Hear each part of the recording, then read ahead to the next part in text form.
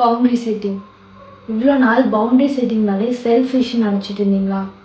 No, boundaries are not செல்ஃபிஷ்ங்க, they are necessary. ஆக்சுவலாக நம்மளோட ஹெல்தி பவுண்ட்ரிஸ் தான் நம்மளோட ஹார்ட்டையும் மென்டல் ஸ்பேஸையும் ப்ரொடெக்ட் பண்ணுதாங்க. Do you know that? அது மட்டும் இல்லைங்க, it will teach others how to treat you. சூப்பர்ல. ஒரே ஒரு விஷயத்தை மட்டும் மைண்டில் வச்சுக்கோங்க.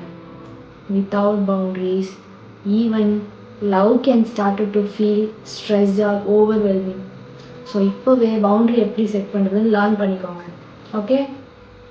அதே மாதிரி நம்மளோட ஃபீலிங்ஸ்க்கு லிமிட் வேணும்ல.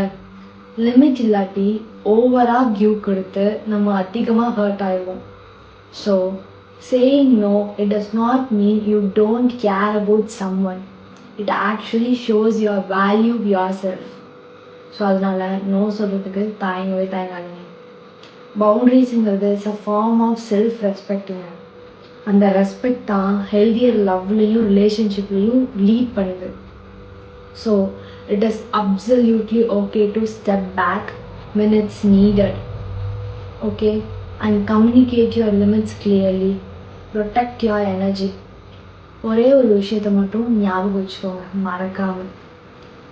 Setting boundaries, it's not closing people out. It is opening door for more honest, balancing and loving connection. So இப்போவே பவுண்ட்ரி எப்படி செட் பண்ணுறதுன்னு லேர்ன் பண்ணிக்கோங்க.